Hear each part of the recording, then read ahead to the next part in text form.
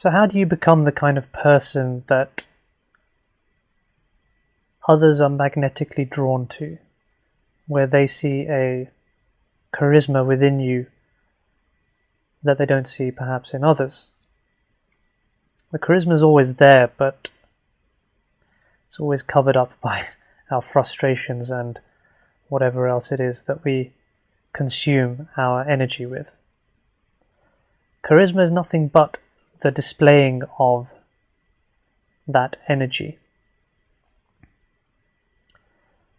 That energy which all of us have, which is automatically replenished every time we sleep, every time we rest, but that which we so readily throw away by anger, by frustration, by whatever else it is that we do in our lives to exhaust ourselves. I almost sounded exhausted even when I said that, but you have to understand that this energy is always there. It's present within all of us, and this is what people respond to. If you're very aware, very conscious, you should be able to look people in the eye and they will feel that sense of stillness. As they say, still waters run deep, but if you have that calmness within you, others will recognize it, others will see it, if and only if they are on that level, if they are resonating with that quality of consciousness within you. How do you show charisma to people who are not? Well, I would pose the question to you, do you really want to? Because in showing your charisma to people who are perhaps not vibing on that frequency, you'll be bringing them into your life. And if you're not strong enough, they will influence you. You will be colored by them. And you don't want that to happen. As much as possible, you want to... This is a journey that we are all on. You know, we're born alone in this, on our own into this world, and we die alone. But we have the people around us that we love, who love us. And we need to make sure that the right people are around us at every stage in our life.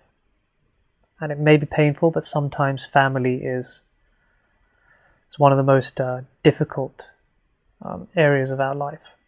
And you know, I myself have had some troubles in this area in the past, and probably will continue to do so for some time. But you know, if you put together a plan where you allow this quality of consciousness to filter into the people that you meet, they will be drawn into that automatically. Be careful that you don't spend too much time. If your family really, really affects you badly, then go less often and spend less time, until such point that you become a little more stable and comfortable within yourself, and you're able to then give them some of this benefit.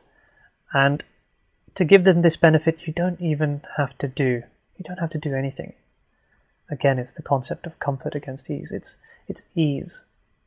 You should be able to just flow with this.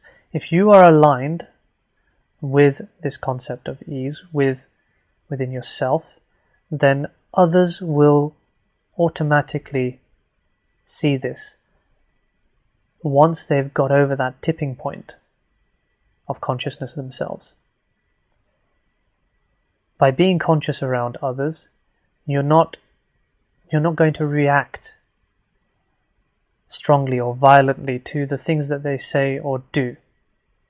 You're going to be very aware. So knowledge is a real cornerstone of this. You have to understand this process. You have to understand what it is that affects people's psychology, what it is that they're responding to, and why. And in understanding this, you'll be less moved by it. It doesn't mean to say that sometimes it doesn't hurt, especially when you're close with people, with your family, for instance. But being aware brings this quality of consciousness also to the people that you love. So you owe it to them to make yourself as aware, as conscious, and as strong as possible, so that you can then influence them and color them with this consciousness. It's a case of draw or be drawn. So remember this, really absorb this concept of quality of consciousness, awareness, and ease.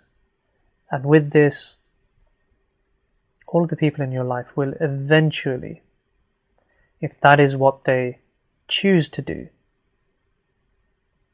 align themselves with you, because they resonate on that frequency now. And if they don't resonate on that frequency, then this is the choice that we are all faced with. This is why we are here, to make choices to progress in our lives and help those around us to progress. But you can only show, as they say, you can only show them the door. It's up to them to walk through it. That doesn't necessarily mean that you have to furiously point your finger at the door and say, this is the door, why aren't you going through it, what the hell's wrong with you? If you do that, automatically the reaction is, well, if that's the door, and you're still standing this side of the door, and you're pointing your finger at it, why don't you go through it yourself? Why are you showing me so angrily that this is the right way? You see, you have this innate ability to know what's right and what's wrong. And anything that arises out of frustration, out of anger, out of trying to command people to do something, people will resist. You don't want this to happen. You want to influence them in a positive way. And you do this by surrender, by really releasing your will and showing it to them.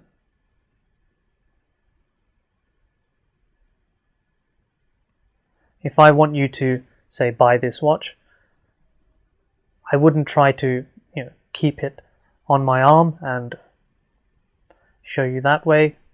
You wouldn't be able to get a good feel of it. You'd think that perhaps I don't trust you or anything else.